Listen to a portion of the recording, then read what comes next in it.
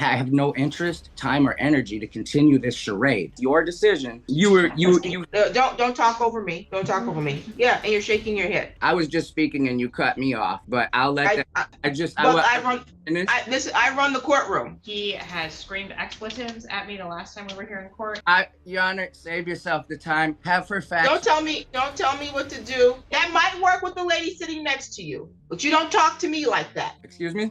This guy strutted into court like he owned the place, talking over the judge, cussing at the plaintiff, and throwing verbal jabs like he was untouchable. The problem? He can't even pay his bills and is on the verge of losing his own home. Instead of showing even a hint of humility, he came in swinging with one of the worst courtroom attitudes I've ever seen. Watching him fall apart is like watching someone try to bluff with a busted poker hand. Painful, embarrassing, and somehow hilarious at the same time. And the best part, the judge doesn't just shut him down. She dismantles him piece by piece, calmly and completely. Mr. Carson, you can remove your hat. This is the court proceeding. Today was the date scheduled for a discovery or a debtor's examination. Were you able to complete your exam? No, Your Honor. Mr. Carson refused to answer any of my questions. He said he's not going to play games with me. What games are being played, Mr. Carson? Well, Your Honor, when I was previously there, I received a verdict by you that I believe to be emotionally charged due to your frustration with my inability to complete the tasks of a lawyer. I attempted to get a lawyer through the system. They denied me. I had to show up last minute unprepared, and things didn't go my way. So I figured, I'll do the process. I'll try to appeal it. I go downstairs and I'm told I have to pay $200 and some to even have a chance to get a fair trial or verdict. I'm having one individual who was emotionally charged at the time decide what has to happen to me instead of a jury of my peers. And now I'm being told I have to produce all my financial statements, documents, vehicles, titles, all this. And I have no interest, time, or energy to continue this charade. I've lost several days of labor. Let me stop you because I'm just getting updated on this case. This was a landlord-tenant hearing that I presided over. Did you demand a jury trial? I'm sorry? Did you make a demand for jury trial in the landlord-tenant? I requested, yes. You made was there a demand on in written? I didn't put anything in writing. I did request the trial. I went downstairs and asked what my rights are, and they said to proceed any further past your decision, I had to pay $200 and some to even try. I did not have the money at the time, nor would I have it. But sir, I asked you to let me get caught up. I'm trying to see if you have filed a jury demand. Let me also be clear. I don't make decisions because I'm emotionally charged. No, don't talk over me. Don't talk over me. Just because I won't let you run my courtroom does not mean that I am emotionally charged. There's order that will be set in the courtroom, and you will not talk over people. You will present the evidence. I am absolutely fair and impartial, and you then have the right to appeal my decision. Just because you disagree with the decision doesn't make it impartial, okay? And if you don't follow, there's rules in place that I don't set as to how you file such appeal. If the clerk's office told you what you needed to file to move forward with the appeal, then that's what you needed to do. But I'm going to make it clear on my record that I did not make a decision in this case based on any emotions. I have no reason to be emotional about your eviction, sir. I'm not being evicted. So if you keep talking over me, this is probably what you did the last time. It's try to cut me off. Yeah, and you're shaking your head. So that's not me being emotionally charged. That's me not allowing you to run my courtroom. You don't talk over people. You have a question. Yes, I was just speaking and you cut me off, but I'll let I run the courtroom. Okay, I understand. Did you notice that? May I finish, Your Honor, please? Yes. Okay. At the time of the last proceeding, I interrupted you. I apologize. But the second or third interruption, you stopped me in the middle of my sentence and awarded them the decision. You know what? You were like, you know what? Decision for them. You didn't specify why. It was just an emotionally charged because you were frustrated with my inability to complete the tasks of a paid lawyer. This defendant is basically nails on a chalkboard in human form. Loud, abrasive, and fully convinced he's the smartest person in the room. He keeps talking over everyone like he's the judge, which is wild because if he actually understood how court works, he'd know interrupting the judge is basically legal self-destruction. It's not even that he's angry. That happens all the time in court. The real issue is that he's aggressively wrong. No evidence, no logic, just non-stop noise. At some point you'd think self-preservation would kick in and he'd stop digging his own hole. But no. What really stands out is how the judge refuses to take the bait. You can tell he's doing everything he can to provoke her, but she stays calm, professional, and completely unshaken. And honestly, that takes real skill. Judges who snap back often give defendants ammunition for appeals. This judge gives him nothing. Zero reaction, zero leverage. I have evictions every single week, and the majority of my evictions are people who do not have attorneys. I don't know if you know that. Over 75% of our cases do not have attorneys representing them.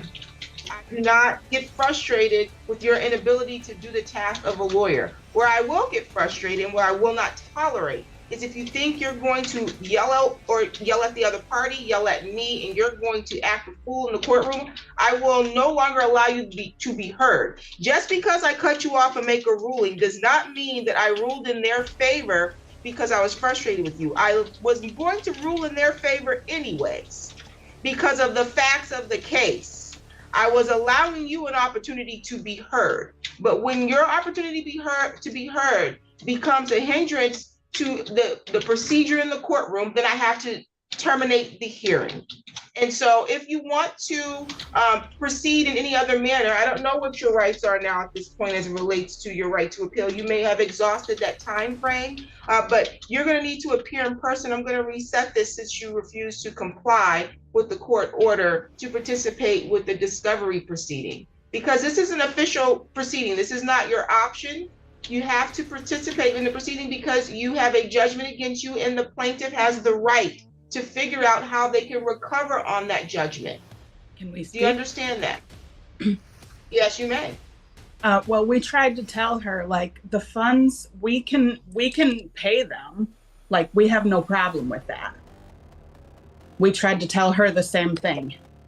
What is the past due amount? It's roughly somewhere in the ballpark of $10,000 with interest, Your Honor. And I asked him if they could make a payment in full, and he wanted to argue the merits of the judgment itself. Okay. I never heard an indication there would be a payment in full. If there's some sort of payment plan, I'm happy to discuss that once I get my questions answered, because they have made no efforts to make payment on this, never reached out.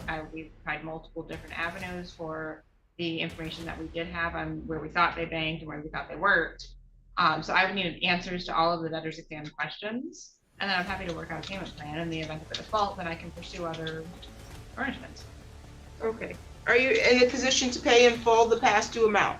I'd prefer a payment plan. I'd like to see what the interest is and what the original charges are. I was never actually formally presented with any numbers, despite what she had just told you. Until we were physically served for this court date, I had heard nothing other than a couple of emails where they were denied requests to garnish.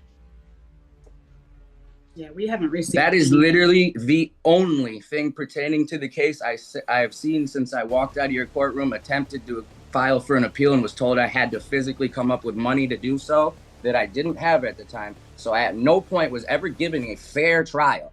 I was given an opportunity to pay for one potentially. But I've received, like, the judgment is for, you gave them and rewarded them things they shouldn't have had. We weren't there. If you disagree with the court's position, you have the right to appeal. You failed to do that. I also want to correct the record again. You did not properly file any demand for jury trial, although being advised on your first appearance of how you have the right to a trial and how to file such jury trial demand. You did not file a jury trial demand. So if you didn't get a trial, that was on you. Then I guess I misunderstood, and that goes back to me not being a lawyer and wishing that I had. That does not go back to you being a lawyer. We made a video. We make a virtual presentation. It's a video that I play, and every courtroom in this court plays that video at the first appearance. Most of you all don't pay attention to the video. It tells you very clearly in very plain language. You have the right to a jury trial. You can make such demand for a jury trial, and it tells you how to do that. You don't need to be an attorney to do that. Sorry, go ahead. I'm done. Can she produce an actual number, or are we going off of what she thinks? So I'm asking for what's in the judgment plus whatever interest is, and I haven't calculated it. You wouldn't have calculated that before today? All right, here's the twist. I'll admit it. Buried under all that noise, he actually has a point. The plaintiff clearly doesn't have her numbers ready, which makes this hearing feel more like a placeholder than a real showdown. Technically, she'll need to bring everything back properly in the trial filings. So in that sense, his complaint isn't completely off base. But here's the problem. His delivery ruins it. Instead of coming across as someone pointing out a legitimate flaw, he sounds like a freeloading nuisance. Judges don't just listen to what you say, they evaluate your attitude, your credibility, and whether you seem like someone worth taking seriously. The moment you come in swinging insults, you tank your own case before it even starts. So while he might think he's exposing a weakness, all he's really doing is making it easier for the judge to tune him out. That's why courtroom presence matters just as much as evidence. To me, this guy screams, "I'll do anything to avoid paying rent," and the arrogance alone gives it away. You don't even need to see much evidence. You can do one of two things, sir, because I'm not gonna, the games that are being played, I do not believe are on the part of the plaintiff at this point. You can participate in good faith right now in the debtor's examination, provide the answers to the questions, which are under subpoena. You've been ordered to court for this purpose. Or I can reset this and order you to appear in person. If you fail to do that and to comply, then we have to proceed to a next step, which is a bench warrant. And I don't think you want a bench warrant over a civil matter. So it's in your best interest to comply. It sounds like she's willing to work with an installment payment order, but only after she gets the answers that she needs to figure out how they're going to recover on this debt. So how do you want to proceed? I'm sorry. I asked him if he had any of the documents there were, in addition to information, the documents, plenty of documents that were asked for, and he indicated that he wasn't going to produce those. So I would ask him to appear in person with all of the documents. Oh. And I'd also ask that, Your Honor, that he return to a tone that is respectful. He has screamed expletives at me the last time we were here in court, and he's called me things today. And it's uncalled for and unnecessary. I am absolutely clear that the emotional charging was not from the courtroom. I'm not going to allow you to berate anyone in this courtroom, nor will you disrespect me or the process. You can appear in person. I'm going to reset this date, and you need to bring the documents that were ordered under the subpoena. If you fail to comply, the court will issue a bench warrant. Your Honor, save yourself the time. Have her fax. Don't tell me what to do. Don't tell me what to say. You instruct yourself. I'll pay her in full. You instruct yourself, or you'll be in contempt of court. Okay? Excuse me? You control your own mouth. Don't tell me what to say. I've already given you an opportunity. I'm now resetting this. You can appear in person. If you pay in full, then they can move forward to make sure that this removes off of my docket. But do not tell me what to do. I do not tolerate your tone. This is how we got here the last time. That might work with the lady sitting next to you, but you don't talk to me like that. Not in the court, not outside the court. Do you understand that? I'll pay the balance. Thank you. My phone number is on all of the court paperwork. You can give me a call and I'll give you a number. Give me a new date. September 4th at 1:30. September 4th at 1:30, you said? Yes, in person at the court. If you pays in full, you can provide evidence of that and have this removed from my docket. Any additional matters for the record? No, Your Honor. Thank you very much. Save the tax and money. Mute him and remove him from my courtroom before he's in contempt. I'll be honest with you. This guy got off way lighter than he deserved. If I were sitting in that judge's seat, I'd be drafting a contempt order so fast it would make his head spin. Then again, I'm not the judge. And no, despite what some of you think, I'm definitely not a judge. But seriously, at one point I'm pretty sure he muttered a curse under his breath right as he was turning off his video. That might not sound like much, but judges can absolutely punish behavior like that if they consider it disruptive. And that's the irony here. This whole mess was completely avoidable. Pay your rent, stay quiet, and walk out with some dignity. Instead, he doubled down on being miserable and broke, which might be the worst combination known to humanity. It's one thing to be broke and happy, or rich and miserable, but being both while dragging everyone else down with you, that's a problem. And that's what really hurts the system. Every pointless courtroom meltdown eats up time that could have gone to real cases that actually matter.